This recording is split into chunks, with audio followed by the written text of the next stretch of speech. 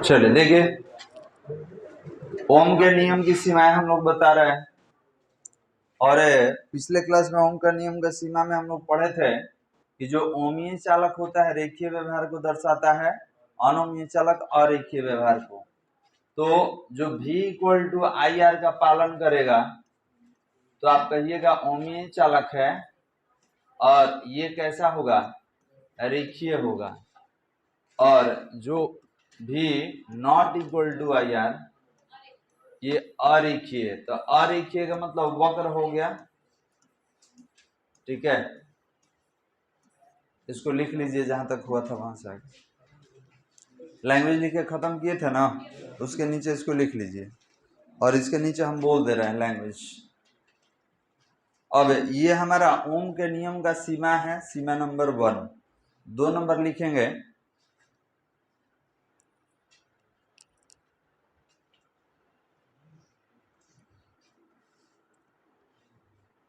इसका डायग्राम आपको याद होगा, बताया गया था कि अगर करंट और वोल्टेज के बीच डायग्राम आप लेते हैं, ये करंट है, ये वोल्टेज है, तो रेखीय व्यवहार दर्शाएगा कुछ इस तरीके से। और ये जो होता है ये ओम के नियम का पालन नहीं करेगा, तो ये एक निश्चित ताप पर ये रेखीय व्यवहार दर्शाता है, और फिर एक निश्चित ताप पर रेखीय रहेगा, फिर परिवर्तनशील हो जाता है। तो ये इधर जाना था लेकिन ये ऊपर चला गया, ये अरेखीय व्यवहार को दर्शाता है। ध्यान देंगे, यहाँ पर टेम्परेचर जो है क्रिटिकल टेम्परेचर, जिस ताप पर इसका प्रतिरोध अचानक परिवर्तित होगा इसको क्रिटिकल टेम्परेचर, क्रांतिक ताप कहा जाता है। और आपको मालूम है ताप से प्रतिरोध है प्रभावित हो जाता है, बताया गया था कि ताप बदलिएगा तो प्रतिरोध क्या होगा, प्रभावित हो जाएगा। तो डायग्राम बना चुके हैं, जो नहीं बनाए होंगे बनाइएगा, नहीं तो पहले ऑलरेडी बना चुके हैं हम लोग। 2 नंबर पॉइंट में लिखा जाए, 2 नंबर पॉइंट में लिखेंगे V तथा I के बीच, V तथा I के बीच संबंध है, V तथा I के बीच संबंध है, V तथा I के बीच संबंध V के चिन्ह पर, V के चिन्ह पर निर्भर करता है, V तथा I के बीच संबंध है V के चिन्ह पर निर्भर करता है, V के चिन्ह पर निर्भर करता है,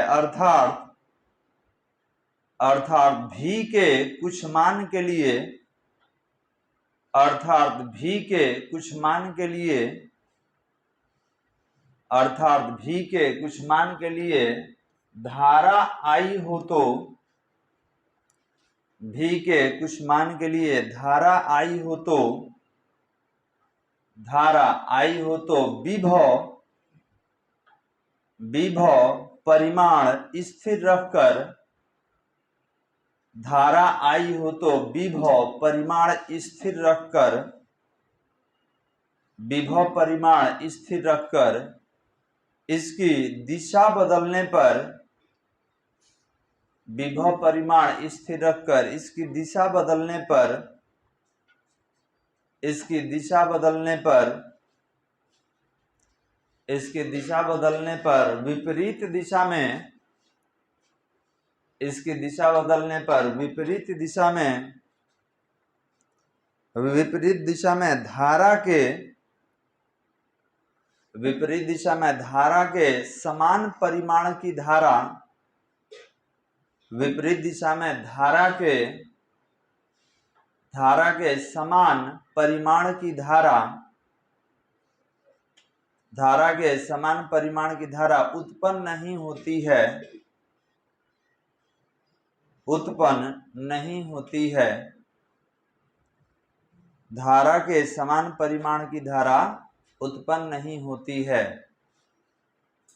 पैराग्राफ चेंज करके, अर्धचालक की स्थिति में, अर्धचालक की स्थिति में, अर्धचालक की स्थिति में डायोड का प्रयोग करने पर, अर्धचालक की स्थिति में डायोड का अर्धचालक की स्थिति में डायोड का प्रयोग करने पर और डैश दे दिया जाए, डायोड का प्रयोग करने पर और डैश दे देंगे। अब देखिए आप जो लिखे हैं उसको थोड़ा समझिए। सबसे पहले डायोड क्या होता है तो ध्यान देंगे, ये डायोड होता है जो कि इलेक्ट्रिक सर्किट में यूज किया जाता है, इसको पीएन जंक्शन डायोड कहा जाता है।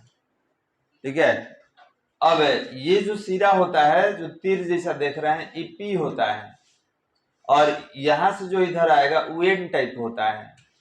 तो इसको अगर बैटरी से जोड़ दिया जाए, और बैटरी से कैसे जोड़ रहे हैं तो याद रखेंगे ये एन टाइप है, इधर वाला एन होता है, तो पी से पॉजिटिव, एन से निगेटिव। तो अगर प्लस को प्लस से जोड़िएगा, माइनस को माइनस से, तो इसको हम बोलते हैं अग्र बायस, अग्र बायस। और यहां पर विभवांतर जो है 220 वोल्ट का है, और अग्र बायस, और अग्र बायस की स्थिति में इस चालक की तरह व्यवहार करता है, और इसमें करंट का प्रवाह हो रहा है। करंट कैसे चलता है, प्लस से माइनस। तो यहां जो करंट बना 1000 मिली एम्पियर बना। ध्यान समझिएगा, हम क्या कर लिए, लिखिए मत, स्टॉप राइटिंग बालक, समझिए। ठीक है, पहले समझ लीजिए, उसके बाद लिखने का पूरा मौका दिया जाएगा। ये डायोड है। ठीक है, डायोड क्या होता है तो जो इलेक्ट्रिक सर्किट होता है उसमें ये सारा यूज होता है। डायोड का डायग्राम हम लोग देख लेंगे। अब इस डायोड को सर्किट में जोड़ा कैसे जाता है, तो प्लस को प्लस से जोड़िएगा, माइनस को माइनस से जोड़िएगा।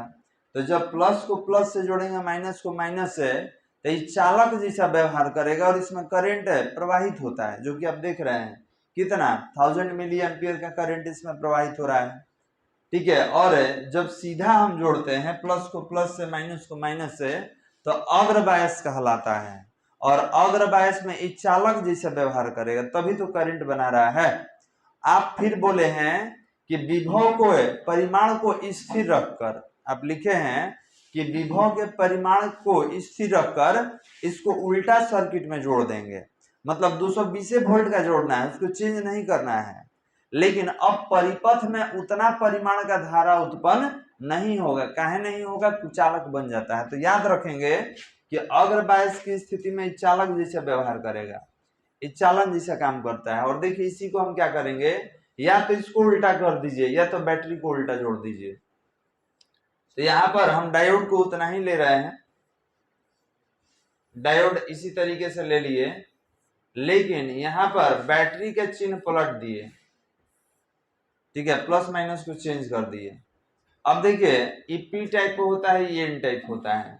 तो प्लस को माइनस से जोड़ दिया गया, माइनस को प्लस से, और विभवांतर उतना ही है, विभवांतर नहीं बदलना है, आपको 220 वोल्ट ही लेना है।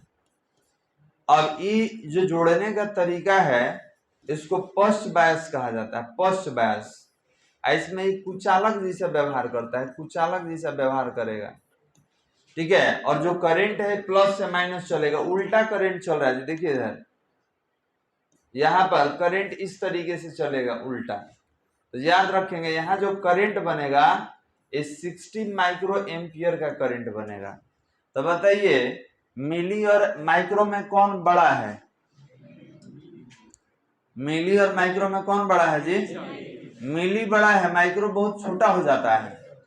ठीक है, तो याद रखेंगे ये बहुत बड़ा करंट हो गया, वो बहुत छोटा करंट हो गया। क्यों, आप पश्च बायस में जोड़े हैं तो कुचालक जैसा व्यवहार करेगा, कुचालक जैसे ही बनेगा, करंट का परिमाण क्या कर देगा, कम, प्रतिरोध को ज्यादा। तो इसमें प्रतिरोध ज्यादा है तो करंट कम हो गया, इसमें चालक जैसा व्यवहार करेगा, मतलब प्रतिरोध कम रहेगा तो धारा ज्यादा रहेगा। दोनों डायग्राम बनाइए।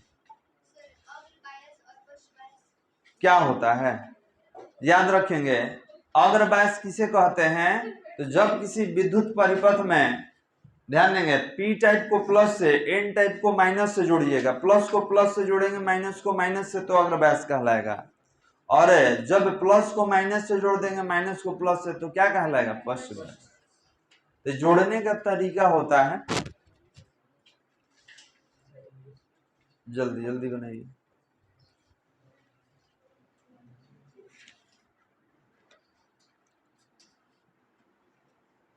और ये डायोड है जिसको डायग्राम में हम लोग बनाए हैं। आगे चल के इसका एक चैप्टर ही हम लोग को पढ़ना है, सेमीकंडक्टर डायोड।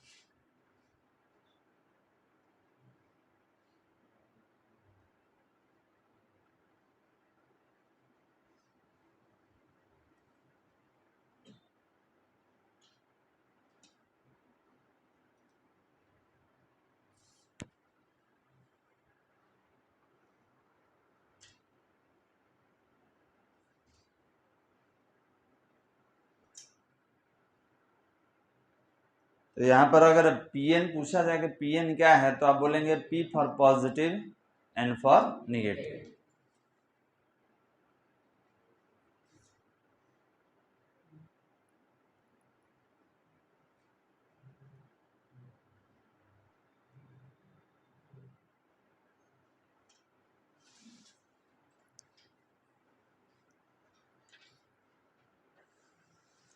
चलिए, हो गया बालक। अब जो लिखे हैं पढ़ के आप देख लीजिएगा। हम लोग यही लिखे हैं कि विभव को एक समान रहकर, मतलब बैटरी का परिमाण आपको नहीं बदलना है, ठीक है, उसका संयोजन बदल देना है, प्लस को माइनस से, माइनस को प्लस से। तो आप देखेंगे कि जो करंट का परिमाण है उतना नहीं उत्पन्न होगा जैसे पहले उत्पन्न हो रहा था। पहले कितना था, 1000 मिली एम्पियर। आई मिली से किस में आ गया, माइक्रो में। बहुत छोटा वैल्यू होता है माइक्रो। चलिए, एक और इसी का एक डायग्राम है, एक और ग्राफ बना दे रहे हैं। ये हो गया, हटा दिया जाए। देखिए,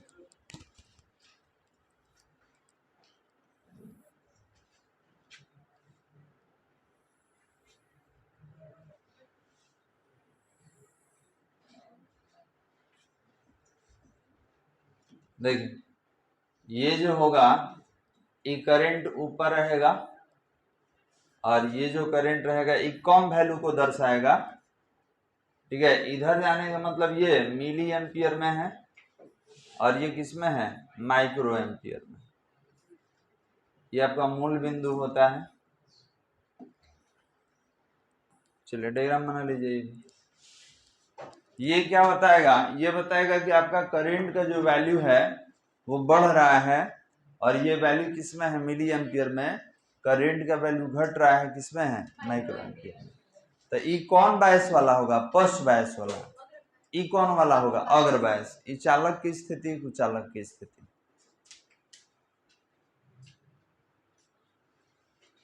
और ये अर्धचालक में ही है। ई चालक में अरेखीय व्यवहार नहीं। देखिए, टेढ़ा लाइन है। टेढ़ा लाइन मतलब ये अरेखीय व्यवहार दर्शाता है। अगर ये चालक में रहता तो सीधा लाइन खींचते, हम लोग ढाल बनाते यहाँ पर। लेकिन याद रखेंगे अर्धचालक है तो ये अरेखीय व्यवहार को दर्शाता है।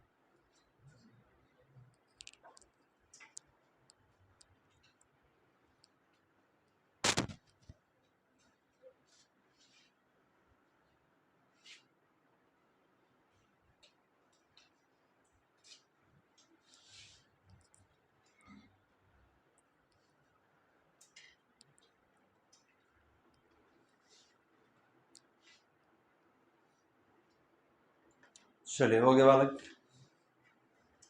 एक और है लिमिटेशंस, उसको भी लिख लेंगे। हटा जाए इसको। चलिए थर्ड नंबर पॉइंट में तीसरा लिखा जाए, लिखेंगे किसी पदार्थ में विभव तथा धारा के बीच, किसी पदार्थ में विभव तथा धारा के बीच, किसी पदार्थ में विभव तथा धारा के बीच संबंध है, किसी पदार्थ में विभव तथा धारा के बीच संबंध है, एकमात्र संबंध नहीं है, विभव तथा धारा के बीच संबंध एकमात्र संबंध नहीं है, एकमात्र संबंध नहीं है, अर्थात एकमात्र संबंध नहीं है, अर्थात विद्युत धारा के एक मान के लिए, अर्थात विद्युत धारा के एक मान के लिए, विद्युत धारा के एक मान के लिए विद्युत विभव का, विद्युत धारा के एक मान के लिए विद्युत विभव का, विद्युत विभव का एक से अधिक मान, विद्युत विभव का एक से अधिक मान हो सकता है, विद्युत विभव का एक से अधिक मान हो सकता है। हो गया बालक। अब इसको समझते हैं क्या हमने लिखा। तो आपने लिखा है विद्युत धारा के एक मान के लिए विद्युत विभव का एक से अधिक मान होगा। अब डायग्राम के माध्यम से समझा जाए।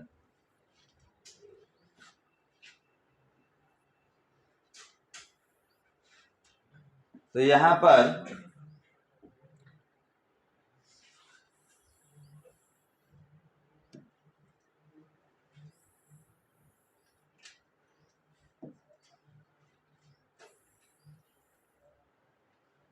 देखिए ये जो है ये वोल्टेज वाला है और ये जो है करंट वाला अक्ष है।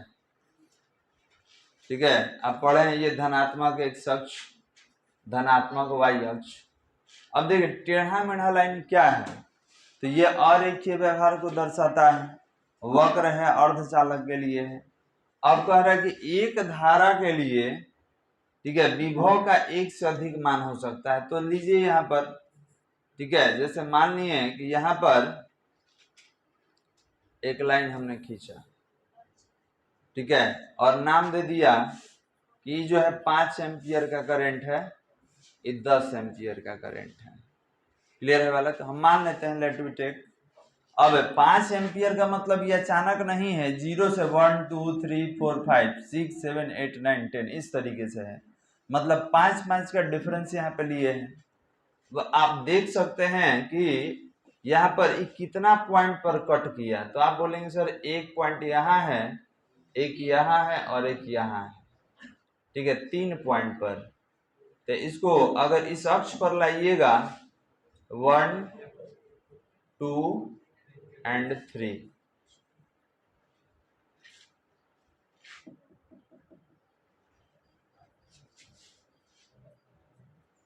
तो आप देख सकते हैं कि धारा के एक मान के लिए विभव का एक से अधिक मान आया हुआ है। जैसे मान लेते हैं कि यहाँ पर आप लिए हैं इसको 0, हम इसको 2 वोल्ट लेते हैं, इसको 4 वोल्ट, तो ये 1 होगा, ये 3 होगा, 4 है, ये 5 है, और इसका कितना लिया जाए 6 वोल्ट।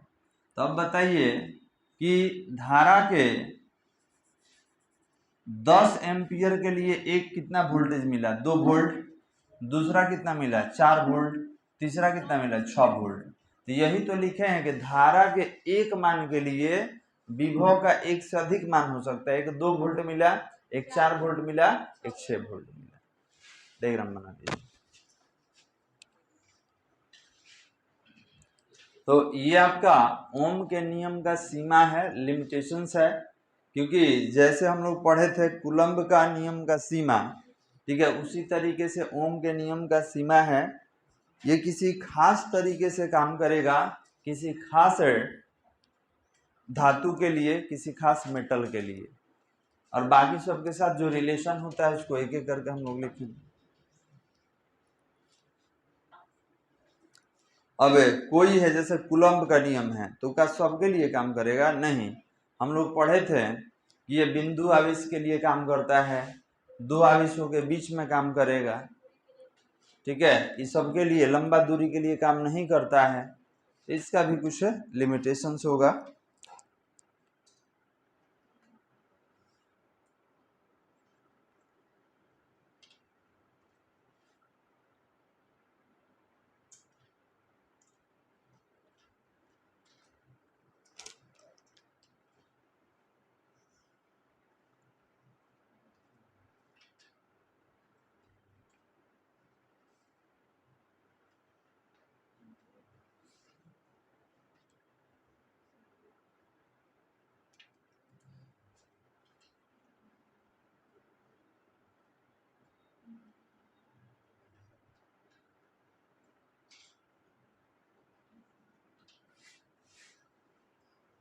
हो गया वाला।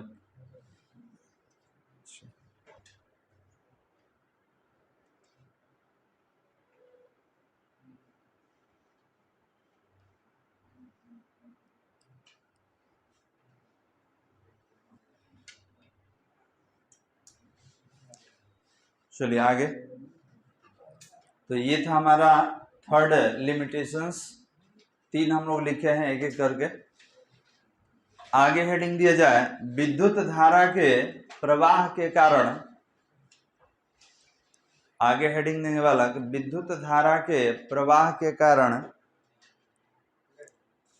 हेडिंग दिया जाए विद्युत धारा के प्रवाह के कारण उत्पन्न ऊष्मा का व्यंजक। विद्युत धारा के प्रवाह के कारण उत्पन्न ऊष्मा का व्यंजक। विद्युत धारा के प्रवाह के कारण उत्पन्न ऊष्मा का व्यंजक। विद्युत धारा के प्रवाह के कारण उत्पन्न ऊष्मा का व्यंजक। एक्सप्रेशन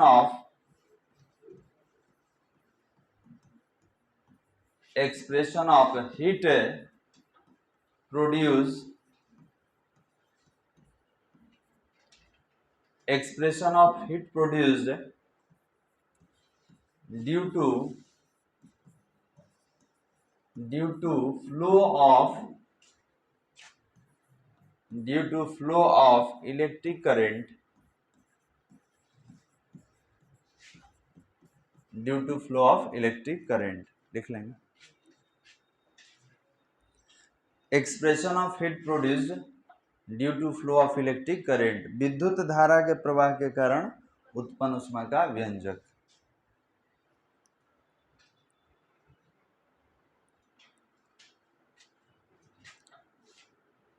हो गया। अब समझिए कि सर ये हम लोग क्या लिखने वाले हैं, तो ध्यान देंगे विद्युत परिपथ से जब विद्युत धारा का प्रवाह होता है तो उसमें ऊष्मा भी उत्पन्न होता है। जैसे आप देखे होंगे कोई वायर से हमेशा करंट का फ्लो हो रहा है तो छुइएगा तो गर्म रहता है, ठीक है। तो सवाल ये है कि सर ये गर्म क्यों है, तो याद रखेंगे सब चालक का कुछ ना कुछ प्रतिरोधकता होता है, ठीक है। अति चालक रहेगा तो उसका प्रतिरोधकता लगभग 0 होता है, बाकी जितना आप यूज करते हैं सबका कुछ ना कुछ प्रतिरोध होगा। ये जो वायर हम लोग यूज कर रहे हैं ये भी कॉपर होता है, तो कॉपर का भी कुछ ना कुछ प्रतिरोध रहता है। वो प्रतिरोध क्या करेगा, इलेक्ट्रॉन को नहीं चलने देगा, और इलेक्ट्रॉन जब सर्किट में नहीं चलता है, जब इलेक्ट्रॉन रुक जाएगा तो जहां रुक जाएगा वहां पर ऊष्मा उत्पन्न कर देता है। फिर से मानिए मेरे पास कोई वायर है बालक, इस तार में करंट का प्रवाह हो रहा है, तो आप तार जो लिए हैं किसी ना किसी धातु का होगा, तो इसका अपना एक प्रतिरोध होता है, ठीक है, रेजिस्टेंस होता है। अब मान लीजिए कि 10 गो इलेक्ट्रॉन को भेजना है, तो 10 गो में से 6 गो को भेजा, 8 गो को भेजा, 2 गो को नहीं जाने दिया, तो 2 गो रुक जाएगा जहां पर, वहां पे ऊष्मा उत्पन्न कर देगा, ठीक है। आप नहीं जाने दिए हैं इलेक्ट्रॉन को तो रुक गया, तो याद रखिए इलेक्ट्रॉन को जब रोक दीजिएगा, और जब ऊर्जा लेके जा रहा था, ऊर्जा ले जाते समय आप रोक देंगे तो जहां पर रहेगा वहां पर ऊष्मीय प्रभाव उत्पन्न कर देता है। और वही क्या होगा, धीरे धीरे जब इलेक्ट्रॉन का मात्रा बढ़ जाता है तो वहां कार्बन लग जाता है। आप देखे होंगे मेटल में कार्बन लग जाता है, तो कार्बन का मतलब ये है कि यहाँ से करंट नहीं पास हो रहा है, यहाँ पर इलेक्ट्रॉन को रोका जा रहा है किसी ना किसी माध्यम से, ठीक है, तो जहां पर इलेक्ट्रॉन रुक जाएगा, नहीं फ्लो करेगा, वहां पे कार्बन लग जाता है। ठीक है, और इलेक्ट्रॉन जहां रुक गया वहां ऊष्मीय प्रभाव उत्पन्न करेगा, और जब ऊष्मा एक हद से ज्यादा हो जाएगा तो वो जल भी जाता है, शॉर्ट सर्किट भी हो जाता है। समझ में आ रहा है? तो याद रखेंगे, हम लोग यही पढ़ने वाले हैं कि कोई तार है और उस तार से 10 एम्पियर का करंट हम 20 घंटा तक प्रवाहित किए हैं, तो बताइए इसमें कितना ऊष्मा उत्पन्न होगा, और इसका कुछ ना कुछ तो प्रतिरोध होता ही है। क्लियर है बालक? सब धातु का कुछ ना कुछ प्रतिरोध होता है। तो यही पढ़ना है कि सर कौन सा फॉर्मूला यूज करेंगे जिससे इसमें उत्पन्न ऊष्मा का मान हम लोग ज्ञात करेंगे। कोई दिक्कत बालक? अब कह दिया जाएगा तार से 100 एम्पियर का करंट 4 घंटा गया है, तो बताइए कितना ऊष्मा उत्पन्न हुआ होगा। तो निकालने के लिए फॉर्मूला हम लोग जनरेट करेंगे। थोड़ा सा लिखा जाए, लैंग्वेज लिखेंगे। माना कि किसी चालक तार, माना कि किसी चालक तार AB से, डायग्राम में AB बनाएंगे पर लिख लीजिए, माना कि किसी चालक तार AB से T समय के लिए प्रवाहित धारा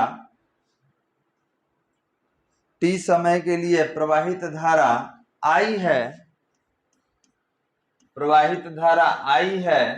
जिसका प्रतिरोध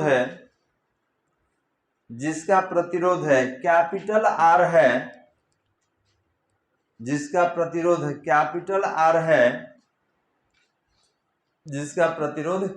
R है, एवं चालक के सिरों के बीच आरोपित विभवांतर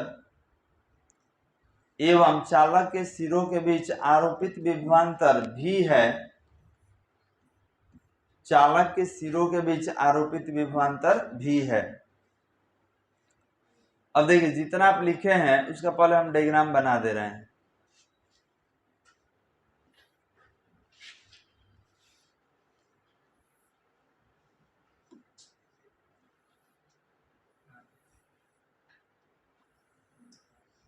तो भी विभवांतर ले लिए, चालक का सिरा का नाम ले लीजिए AB, ठीक है, इसका प्रतिरोध कितना है R, करंट प्रवाहित हो रहा है, और कितना समय के लिए, T समय के लिए। डायग्राम बना लीजिए।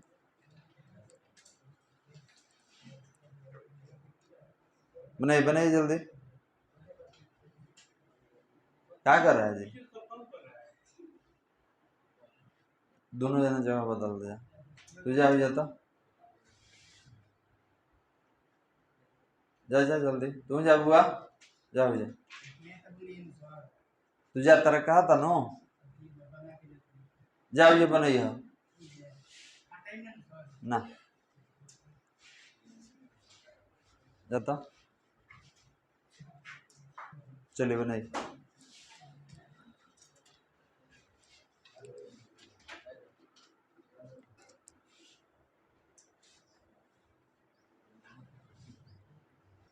जो अभी लैंग्वेज हम लोग लिखे हैं उसी का डायग्राम हम लोग बनाए हैं।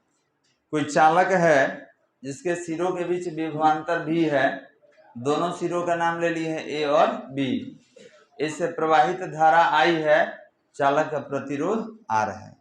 अब निकालेंगे इसका वैल्यू, R1 नहीं है, कॉमा दिए हैं, ठीक है। अब 2 लिखा हुआ है ना, यहाँ पे टाइम भी है तो कॉमा दे दिए, प्रतिरोध है और ये क्या है, कॉमा, और ये समय लिखेंगे। लैंग्वेज थोड़ा सा लिखा दे, लिखेंगे अतः हमें चालक के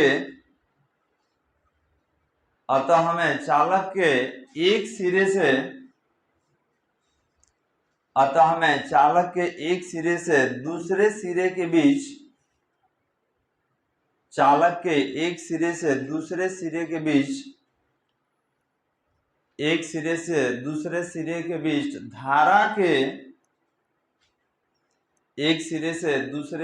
बीच, धारा के प्रवाह के कारण एक सिरे से दूसरे सिरे के बीच धारा के प्रवाह के कारण उत्पन्न ऊष्मा का व्यंजक ज्ञात करना है। उत्पन्न ऊष्मा का व्यंजक ज्ञात करना है। अब देखिए ये कह रहा है कि करंट अगर ए से बी गया तो ये धारा प्रवाह के कारण कितना ऊष्मा उत्पन्न होगा, इसका व्यंजक आप निकालिए। पैराग्राफ चेंज करके लिखा जाए, चालक पर उपस्थित, पैराग्राफ चेंज करके लिखेंगे, चालक पर उपस्थित कुल आवेश, चालक पर उपस्थित कुल आवेश, चालक पर उपस्थित कुल आवेश। अब देखें तो बालक I बराबर विद्युत धारा क्या होता है, आवेश बटा समय। तो जब आवेश निकालिएगा तो क्या होगा, विद्युत धारा गुने समय, समीकरण नंबर 1। हाँ इसको लिखिए।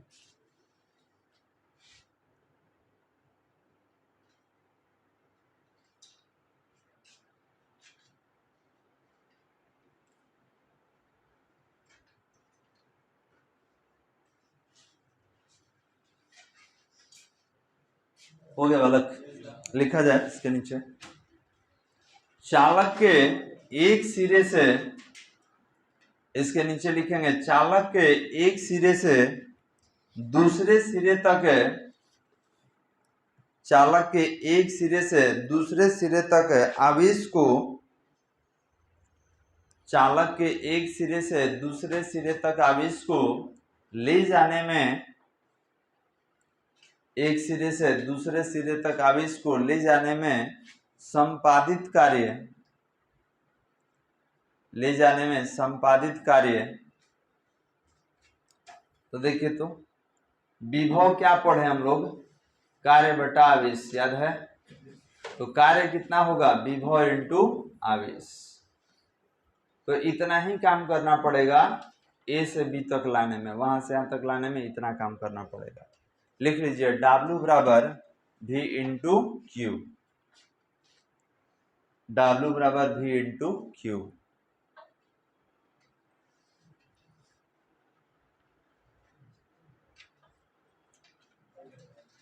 अब ये बताइए यहां पर कि Q बराबर IT दिख रहा है सामने लिखा हुआ, और ओम के नियम से V equal to I R पढ़े हैं।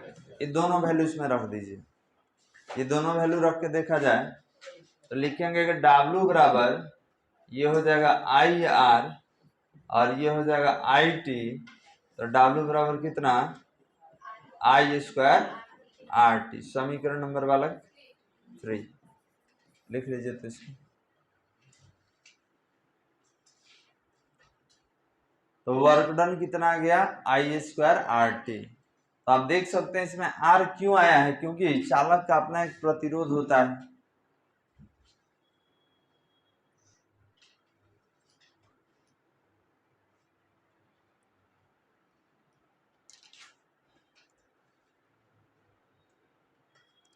अब यही कार्य क्या होता है, परिपथ में उष्मीय ऊर्जा के रूप में संचित हो जाता है।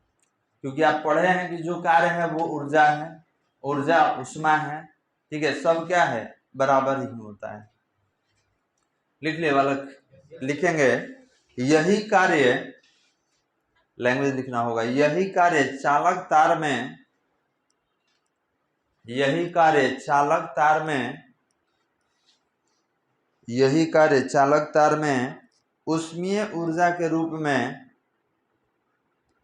यही कार्य चालक तार में उष्मीय ऊर्जा के रूप में, उष्मीय ऊर्जा के रूप में संचित हो जाता है, उष्मीय ऊर्जा के रूप में संचित हो जाता है, उष्मीय ऊर्जा के रूप में संचित हो जाता है। अतः चालक तार, अतः चालक तार में उत्पन्न उष्मा, अतः चालक तार में उत्पन्न उष्मा, अतः चालक तार में उत्पन्न उष्मा, तो उष्मा को हीट कहा जाता है। तो H ले लिए, तो H बराबर आई स्क्वायर आर टी, समीकरण नंबर कितना हो जाएगा 4, लिख लिया जाए समीकरण नंबर 4। तो यही आपका उत्पन्न ऊष्मा का व्यंजक है। अब इससे बहुत सारा फॉर्मूला हम लोग निकाल सकते हैं इसी से, और इसका यूज क्वेश्चन वगैरह बनाने में। आपसे कहा जाएगा कि तार से 100 एम्पियर का करंट 5 घंटा गया है, तो बताइए इसमें कितना उत्पन्न होगा। तो अब बनाना शुरू करेंगे, लेकिन उससे पहले हम बहुत सारा फॉर्मूला लिख देंगे। तब यहाँ तक हो गया। इसके नीचे लिखा जाए समीकरण 4, समीकरण 4 विद्युत धारा के, समीकरण 4 विद्युत धारा के प्रवाह के कारण, समीकरण 4 विद्युत धारा के प्रवाह के कारण उत्पन्न, विद्युत धारा के प्रवाह के कारण उत्पन्न ऊष्मा का, विद्युत धारा के प्रवाह के कारण उत्पन्न ऊष्मा का आवश्यक व्यंजक है, विद्युत धारा के प्रवाह के कारण उत्पन्न ऊष्मा का आवश्यक व्यंजक है। हो गया बालक, कोई दिक्कत? अब इसमें बहुत सारा फॉर्मूला हम लोग जनरेट कर लेंगे, नोट करके लिखा जाए, नोट करके लिखा जाए।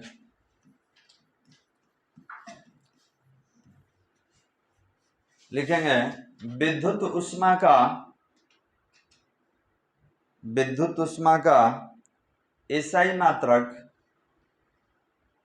विद्युत ऊष्मा का एसआई मात्रक एवं विमीय सूत्र, विद्युत ऊष्मा का एसआई मात्रक एवं विमीय सूत्र क्रमशः है, क्रमशः है जूल, क्रमशः जूल तथा mL²T−2 होता है, क्रमशः जूल तथा mL²T−2 होता है। तो ये तो कार्य वाला ही है जी, तो कार्य ही को तो ऊष्मा में बदले हैं।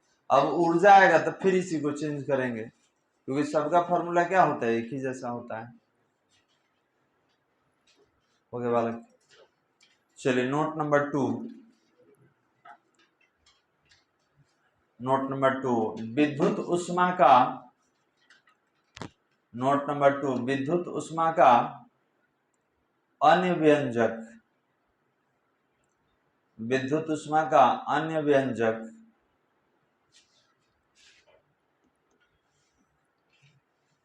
देखिए H बराबर आप क्या निकाले हैं, I²RT। दूसरा देखिए H बराबर आपने जो I²RT लिखा है, इसको थोड़ा सा हम चेंज करेंगे। कैसे? तो देखिए इधर आप यहाँ पर पढ़े हैं V=IR, तो I होगा V/R, और जब स्क्वायर कीजिएगा तो इधर भी स्क्वायर हो जाएगा। तो यहाँ पर I² को हटाएंगे, V²/R² into R into T, यहाँ एक R से R कैंसिल हो जाएगा, तो H बराबर V²/R इंटू टी, ये हो गया। तीसरा देखिए H बराबर यहाँ पर IR और IT लिख सकते हैं। तो बताइए IR को कैसे हटाइएगा B से, और IT को कैसे हटाइएगा Q से, और चेंज होगा। और किससे चेंज किया जाए बालक? तो H बराबर, ध्यान देंगे, इसको केवल V में कन्वर्ट कीजिए, इसको ऐसे ही छोड़ दीजिए, ठीक है। तो H बराबर VIT, इसको कन्वर्ट कर दिए V में, इसको छोड़ दिए, तो कितना हो गया VIT, ठीक है। अब इसको भी कन्वर्ट कर सकते हैं, ये भी कर सकते हैं सर, इसको बदल दीजिए, ठीक है। तो Q और ये कितना होगा I, लिख लीजिए। अब जितना लिखे हैं सब फॉर्मूले। अब यही ऊर्जा का होगा, ठीक है, जो ऊष्मा का है वो ऊर्जा का भी होगा, ऊर्जा भी लिखेंगे तो यही सब आएगा निकल।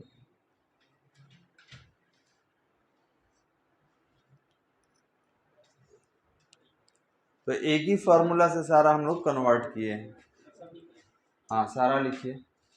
अब इसमें कैसे हटाया गया है, तो v equal to I R होता है और q equal to I T होता है, तो दोनों से हटा दिए। यहाँ पर कैसे हटाए हैं, तो v equal to I R को हटा दिए। यहाँ पर कैसे हटाए हैं, तो q equal to I T होता है, आई टी को हटा दिए।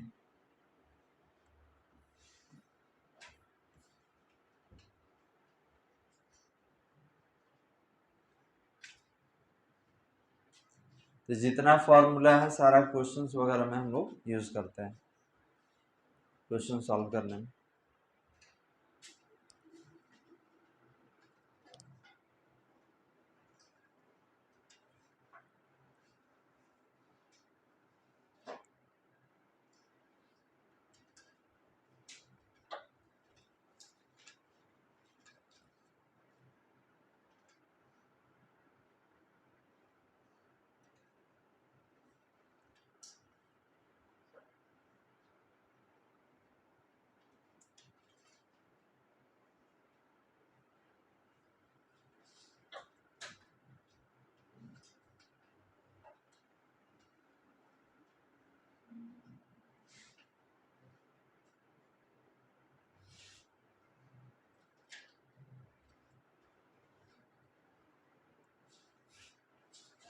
हो गया बालक,